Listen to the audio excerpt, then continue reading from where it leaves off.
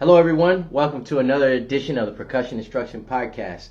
William Johnson here, and what I'm going to do is I'm going to go over using shakers, rattlers, and chimes, what I like to call ambient percussion. Now, I have an interesting setup. I don't necessarily use this setup on every particular on a particular show per se, but it may be something similar. I guess it just depends on what genre or style or wherever it is that I'm playing. So I got some chimes here, shakers, rattlers, and what I want to do is I want to show you two different categories and how I approach playing these instruments here, okay?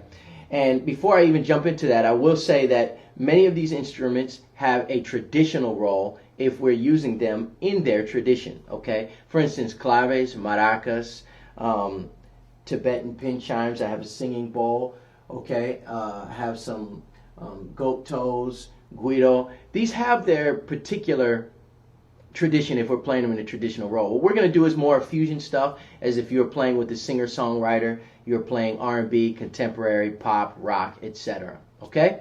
So let's jump right into it. There's two categories that I normally approach or think about when I'm playing these instruments. And they could run into each other, but I'm just going to put them in these categories for sake of practical reasons, and for clarity and explanation. The first one is the melodic and scattered approach. And this has to do with improvisation as well, okay? The second one is a straight up groove, in a pocket groove, okay? So these are more hard and fast patterns. So let's go over the ambient percussion, and this is what I like a lot to add different color, and that's in that first category where we're talking about improvised melodic setting where we're just kind of scattering percussion throughout the song.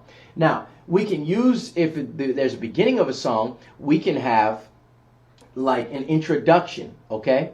And we can just add some color in there. Now, I take my influences come from various locations, various places. One of my major influences, other than just listening to different types of music, is nature itself, okay? So, for instance, if we have chimes and we're playing our chimes, okay?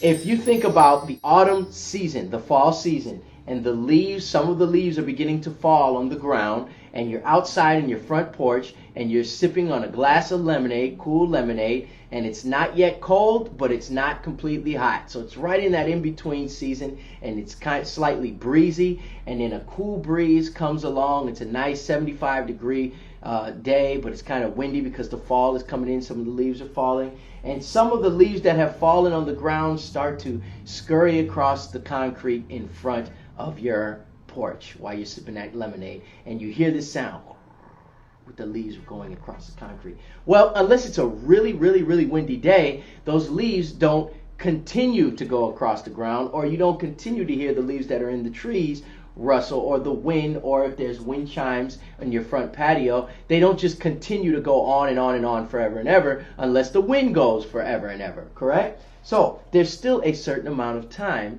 that these things go on. So our bodies and our hands manipulate and simulate that particular time, that breeze. So for instance, if it's the beginning of a song, it may be, or if we want to simulate the leaves or something like that, we might use some rattlers, okay?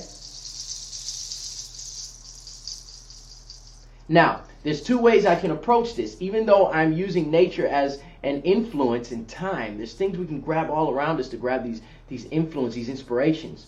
But my hand, there's still a certain amount of technique on whether I want it to be a strong breeze or a soft breeze, right?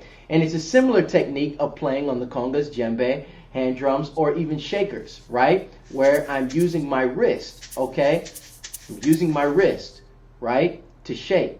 But there's also a sideways, a lateral shake in there, okay?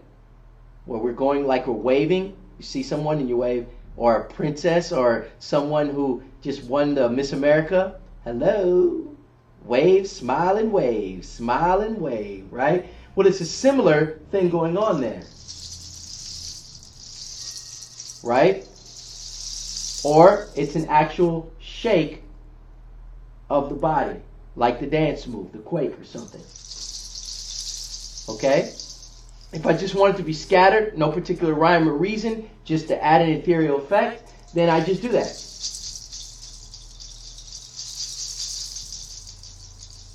Okay? So we can do that. Some things we discover by mistake. For instance, the edge of this twine on these rattlers